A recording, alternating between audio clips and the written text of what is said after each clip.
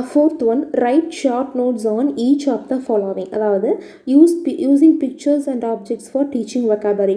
ஒரு பிக்சரையும் ஒரு ஆப்ஜெக்டையும் யூஸ் பண்ணி எப்படி டீச்சிங் vocabulary எப்படி சொல்லிக் கொடுக்கலாம். அடுத்து body language and the teaching of words.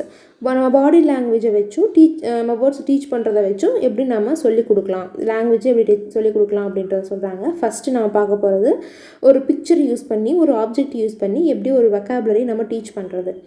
By showing object ஏதோ ஒரு ஆன்சரை பை ஷோவிங் ஆப்ஜெக்ட் ஏதோ ஒரு ஆப்ஜெக்டையோ இல்லை ஏதோ ஒரு பிக்சரையோ டீச்சர் வந்துட்டு சொல்லிட்டு காமிச்சிட்டு அந்த ஸ்டூடெண்ட்ஸை இதுக்கான வேர்டு என்ன, இப்போ ஒரு டிவியை கை காமிச்சிட்டு இதுக்கு என்ன சொல்லுவோம் அப்படின்னு சொல்லி கொடுக்கணும் அப்படிங்கிறாங்க.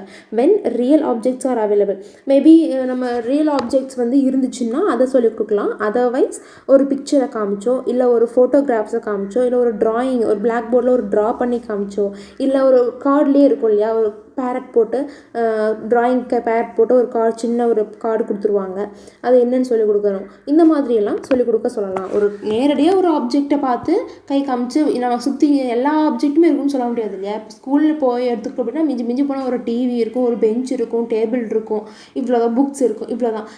மற்ற விஷயத்தில் எப்படி சொல்லிக் கொடுப்பேன், ஒரு டாக் எப்படி சொல்லிக் கொடுப்பேன், ஒரு கேட் எப்படி சொல்லிக் கொடுப்பேன், ஒரு லைன் எப்படி சொல்லிக் கொடுப்பேன். ஸோ அந்த லைனெல்லாம் எப்படி நம்ம லைனை ஸ்கூலுக்கு கூட்டிகிட்டு வந்தால் சொல்லிக் கொடுக்க முடியும் இல்லை, ஒரு பிக்சரை பார்த்து அப்படி சொல்லிக் கொடுக்கலாம், இல்லை ஒரு ஃபோட்டோகிராஃப்ஸ் பார்த்து சொல்லிக் கொடுக்கலாம் அப்படிங்கிறாங்க. அப்புறம் டைமை பற்றி சொல்லிக் கொடுக்கணும் அப்படின்னா கூட சில கார்ட்போர்ட்ஸு கிளாக் பற்றி சில கேலண்டர்ஸை வச்சு கூட சொல்லிக் கொடுக்கலாம். இப்போ கிளாக் அப்படின்னா இந்த முள் இங்கே நின்றுச்சு அப்படின்னா இதுக்கு 3 மணி ஆகுதுன்னு அர்த்தம். அப்புறம் கேலண்டர் இது வந்து நேற்றுது இது இன்னைக்குது, இந்த மாதிரிலாம் நம்ம சொல்லிக் கொடுக்கறதுக்கு நம்ம பிக்சர்ஸை வச்சு ஈஸியாக சொல்லிக் கொடுக்கலாம் அப்படிங்கிறாங்க. அடுத்து டீச்சர் இப்போ பார்த்தது பிக்சரை வச்சு வேர்டு என்னன்னு கேட்கக்கூடியது. அடுத்து ஒரு வேர்டை சொல்லி இதுக்கு எந்த பிக்சர் இது எது அப்படின்னு நம்ம ஒரு கார்ட்ஸை கொடுத்து இதில் நான் சொன்னது பேரட், இந்த கார்ட்ஸில் எது பேரட்னு காமி அப்படின்னு சொல்லி கொடுக்கறது, இப்படி கூட நாம் சொல்லிக் கொடுக்கலாம் அப்படின்றாங்க. இல்லை அதே மாதிரி ஸ்டூடெண்ட்ஸுக்கு இந்த வேர்டு பசில்ஸ் இருக்கு இல்லையா, வேர்ட்ஸ் பசில்ஸு அந்த மாதிரி வச்சு கூட நம்ம மேட்ச் பண்ணி சொல்லலாம் அப்படின்றாங்க. அடுத்து டீச்சர் வந்துட்டு இன்டெஃபினிட் ஆர்டிகிள்ஸை ஒரு சிங்குலர் கவுண்டபிள் நவுனில் தான் நம்ம சொல்லிக் கொடுக்கணும். லைக் இப்போ ஒரு ஆப்பிள் அப்படின்னு எடுத்துட்டோம்னா ஸ்டார்டிங் வந்து an ஆப்பிள் அப்படி சொல்லி கொடுத்தோம்னா இதுக்கு பேர் ஆப்பிள் அப்படின்னு அதுக்கு புரியும். It is an apple, it gives more sweet, இந்த மாதிரிலாம் சொல்லிக் கொடுக்கணும் அப்படின்னா அதுக்கு புரியாது. ஸோ ஃபர்ஸ்ட் ஆஃப் ஆல் அதோடைய சிங்குலர் கவுண்டபிள் நவுன் வச்சு தான் நம்ம ஃபஸ்ட்டு சொல்லிக் கொடுக்கணும். இப்படி சொல்லிக் கொடுக்க அவங்களுடைய லிங்குவிஸ்டிக் ஹேபிட் வந்து சேஞ்ச் ஆகும் அப்படிங்கிறாங்க. அடுத்து செகண்ட், அதாவது பி ஆப்ஷன், அதில் வந்துட்டு பாடி லாங்குவேஜ் வச்சு என்ன சொல்லிக் கொடுக்க முடியும், எப்படி சொல்லிக் கொடுக்க முடியும் அப்படின்ட்டு இருக்காங்க. ஆக்சுவலாக பாடி லாங்குவேஜ் அப்படிங்கிறது கூட டீச் பண்ணுறது, ஒரு லாங்குவேஜை டீச் பண்ணுறதுக்கு அது ஒரு இம்பார்ட்டண்டான ஒரு விஷயமா இருக்குது.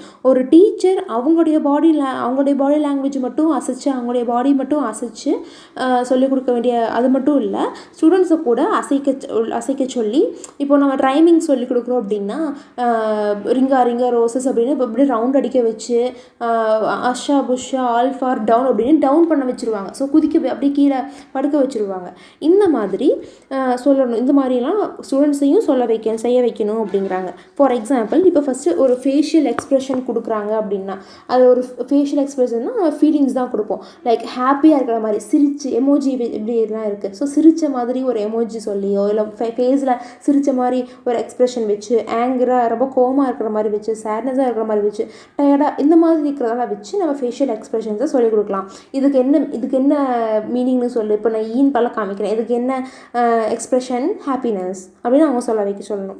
அடுத்து கெஸ்டரும் ரொம்ப முக்கியமான ஒரு இது தான். நம்ம ஹேண்ட்ஸையும் நம்ம ஆர்ம்ஸு நம்ம லெக்ஸு இதெல்லாம் அசைச்சு கூட நம்மளால் லைக் ஹேண்ட்ஸ் அண்ட் ஆர்ம்ஸ் இதை அசைச்சு கூட ஒரு விஷயத்தை நம்ம சொல்ல வைக்கலாம்.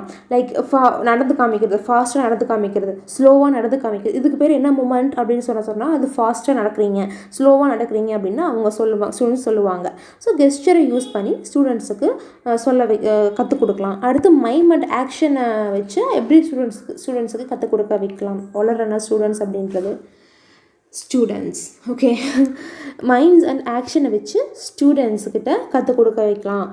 எப்படின்னா இப்போ கையில் நம்ம தலையில் வைப்போம் இல்லையா, இப்படி சும்மா படுத்து இப்படித்துக்கு பேர் என்ன, படுத்துட்ருக்குறோம். கையை நம்ம கை ஃபேஸில் வச்சு ஃபேஸை இப்படி சைடாக பண்ணோன்னா தூங்கிட்டுருக்குறோம், தூங்க போகிறோம், இந்த மாதிரியான ஒரு ரியாக்ஷனை சொல்ல வைக்கலாம்.